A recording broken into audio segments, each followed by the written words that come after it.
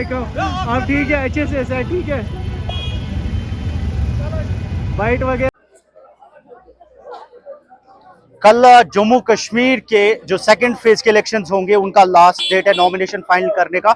और आज यहाँ पे जो रिटर्निंग ऑफिसर है यहाँ पे मौजूद है। आज सलमान सागर और उसके साथ साथ एहसान परदेसी और तनवीर सादिक अपना नॉमिनेशन फाइल करने आए हैं। और ये सारे नेशनल कॉन्फ्रेंस के कैंडिडेट्स हैं और आज अपना नॉमिनेशन फाइल करें। और ये तस्वीरें जो आप इस टाइम देख रहे हैं, आप देखिए कि कितने ज्यादा वर्कर्स इस टाइम नेशनल कॉन्फ्रेंस के साथ यहाँ पे मौजूद है, जो आए हैं अपने कैंडिडेट्स का सपोर्ट करने।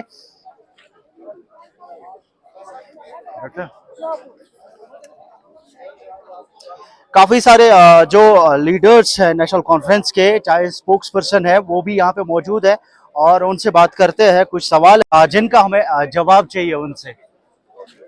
वर्कर्स का जोशो खरोश देख रहे हैं, आए हुए हैं, खुद आए हुए हैं बहुत सारे डिफरेंट जगहों से अपने अपने कैंडिडेट्स को सपोर्ट करने। तो डीसी ऑफिस के बाहर खड़े हैं हम, वो लोग अभी अपने जो है नॉमिनेशंस वो फाइल कर रहे हैं। हमें उम्मीद है कि अल्लाह का साथ और जम्मू कश्मीर की आवाम का साथ रहेगा और इंशाल्लाह ये जो है हम कामयाबी हासिल करके रहेंगे। तो मैम एआईपी को कैसे देखते हैं आप? लास्ट टाइम अगर लोकसभा पोल्स की बात करें, एआईपी की वेव जो है बारामूला में देखने को आज तमाम तर कॉन्स्टिट्यूंस में एआईपी के अपने अपने कैंडिडेट्स। आपको लगता है कि नेशनल कांग्रेस चैलेंज बन सकता है उन कैंडिडेट्स को खड़ा करना?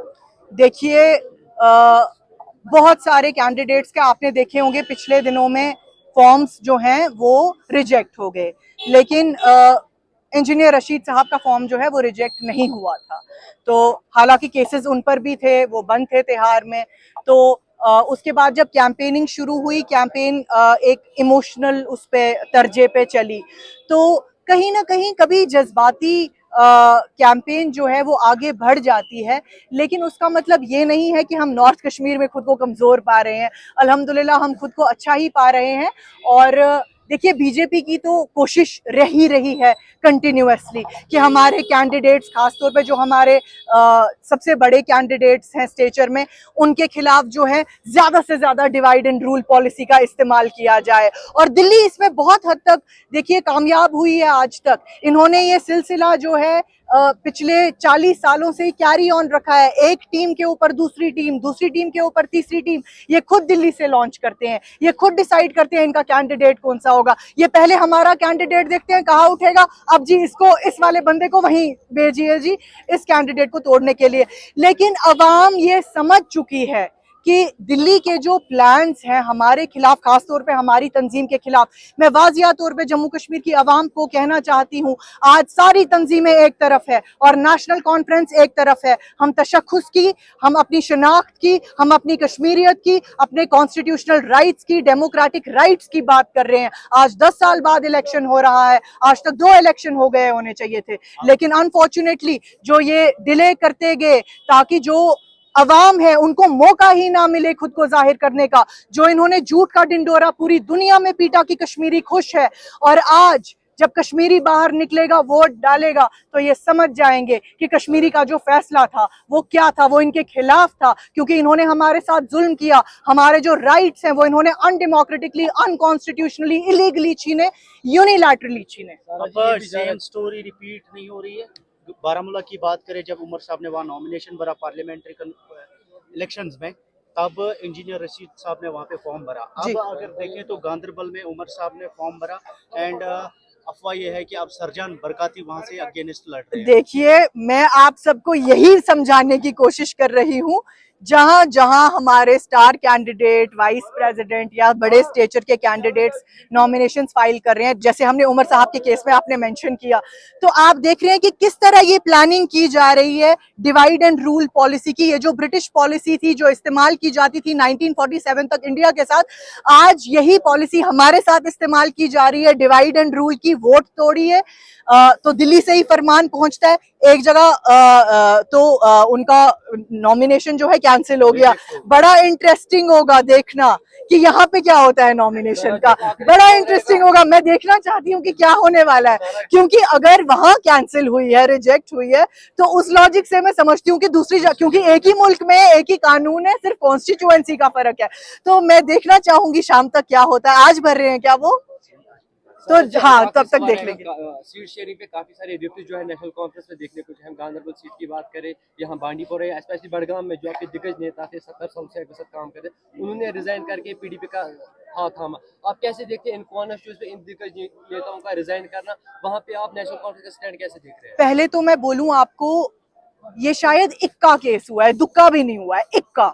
और अल्हम्दुलिल्लाह हमारे तमाम तंजीम ने, हमारे तमाम कैंडिडेट्स ने प्रॉपरली सपोर्ट किया, चाहे वो सीनियर लोग भी थे। उन्हें जब हमने कहा ये जो इस वक्त इंटरेस्ट है ये पर्सनल मफाद नहीं है, ये इंटरेस्ट जम्मू कश्मीर का इंटरेस्ट है, जो 5 अगस्त से पहले पोजीशन थी, कल को यही लोग हमें मदद करेंगे, क्योंकि हमारे को भी तो कोई चैनल खोलनी है ना बात करने की, हमें भी तो कोई प्राइम मिनिस्टर कैंडिडेट देखना है ना जो कल को हमारी मदद कर सके, तो जो उनके दायरे इख्तियार में हो। तो मुझे लगता है तकरीबन सारे उन्होंने अपने पर्सनल मफाद छोड़ के वो समझ गए कि नहीं, इस वक्त जो है ये खुद एक एमएलए बनना जो है, इससे बड़ी बात है कि हमारी स्टेट, हमारे कवानीन, हमारे हुकूक जो हैं वो वापस हों, और जो बाकी चीजें हैं वो बाद में देखी जाएंगी। इस वक्त हमारा इंटरेस्ट बड़ा है, स्टेट का है, हमारी स्टेट के 2 हिस्से हुए हैं, कानून खत्म हो गए हैं, तो इस वक्त जो है मेन हमारा मोटिव है पहले हम उन सारी चीजों को जो है वो बहाल करें, उसके बाद जो है वो देखा जाएगा कि पर्सनली ये सब चीजें, देखिए छोटी मोटी चीजें होंगी अगर आप कभी मना कर दे देंगे कैंडिडेट को, लेकिन हमारे फिर भी मैं शुक्रगुजार हूं अल्लाह की और सारे कैंडिडेट्स की भी, फिर भी नहीं हुआ, इक्का केस में शायद हुआ होगा। एक्सचेंज ऑफ स्टेटमेंट्स जारी हो चुका है, आपको नहीं लगता कि इस टाइम जो काफी टाइम बाद जम्मू कश्मीर में असेंबली इलेक्शंस करवाए जा रहे हैं, ये हमारे पास अपॉर्चुनिटी है, तो यहाँ पे हम ब्लेम गेम पॉलिटिक्स की बजाय हम डेवलपमेंटल पॉलिटिक्स के बारे में सोचें? देखिए, उस वक्त डॉक्टर फारूक अब्दुल्ला साहब ने तमाम तंजीमों को इकट्ठा किया, बोला PAGD बनाइए और हम जी इसी के अम्ब्रेला के नीचे साथ में काम करेंगे, क्योंकि ये स्टेट का इंटरेस्ट है, इंटरेस्ट बड़ा है।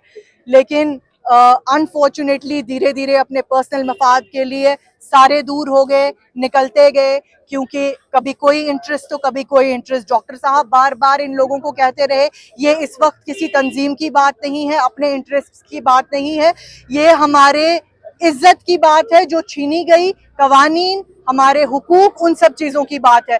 लेकिन अनफॉर्चुनेटली आपने देखा कि किस तरह उस वक्त जो है लोग धीरे धीरे 1 सीट के लिए, 2 सीट के लिए, या उस वक्त जब DDC इलेक्शन हुए शुरू वहां से हुआ, फिर धीरे धीरे ऑक्सीजन लिया PAGD के बैनर के नीचे सबने, और उसके बाद ये ऑक्सीजन जब उन्होंने लिया उसके बाद अपनी तंजीमों को मजबूत करना स्टार्ट किया। मैं ये नहीं कहती कि आपको अपनी मजबूत नहीं करनी चाहिए तंजीम, लेकिन एटलीस्ट आपको ये समझना चाहिए था कि हम किस दौरे मुसीबत से गुजर रहे थे इस वक्त, और अनफॉर्चुनेटली ये सारे लोग जो हैं अलग हो गए। हम तो वरना चाहते थे कि सारे जो हैं हम एक साथ ही रहे, एक ही अम्ब्रेला के नीचे रहे, ताकि हम ये लड़ाई हमारी सिर्फ अकेले की नहीं है, ये हर कश्मीरी की लड़ाई है, हर भाई जो यहाँ पे खड़ा है ये उन सब की लड़ाई है।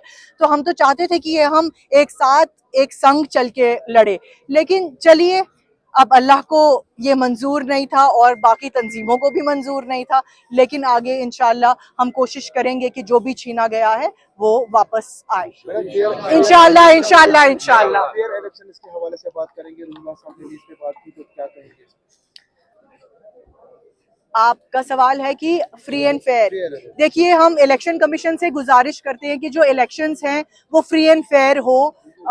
हमने पिछले दिनों में देखा पोस्टिंग्स हो रहे हैं, कुछ हो रहा है, तो जब इलेक्शन के दौरान ये सब होता है तो आपके मन में कई सारे सवाल खदशात पैदा हो जाते हैं कि इस वक्त क्यों हो रहा है, जब मॉडल कोड ऑफ कंडक्ट जो है वो लागू हो चुकी है। इसलिए हम गुजारिश करते हैं कि भाई एक फेयर चांस दे, लेवल प्लेइंग फील्ड दे, ताकि हर तंजीम को जो है फेयर मौका मिले और एक साफ ट्रांसपेरेंट तरीके से जो है ये इलेक्शन मुकम्मल हो और लोगों के जो जज्बात हैं उनकी कदर हो। अब मैदान जो है वो तैयार है, लेकिन दंगल 18 सितंबर से शुरू होगा और देखने वाली बात होगी कि किस तरीके का मुकाबला अब इन असेंबली इलेक्शंस में रहता है और कौन सा कैंडिडेट अब जीत के निकलता है। और ये भी देखने वाली बात होगी कि अब जब कैंडिडेट्स कैंपेनिंग के लिए जाएंगे अपनी कॉन्स्टिट्यूएंसीज में तो किस तरीके का लोगों का फीडबैक होगा, और क्या कुछ लोगों का कहना होगा, ये भी जरूर आप तक पहुंचाएंगे। मैं सईद साजिद हुसैन, 9 टाइम्स, श्रीनगर।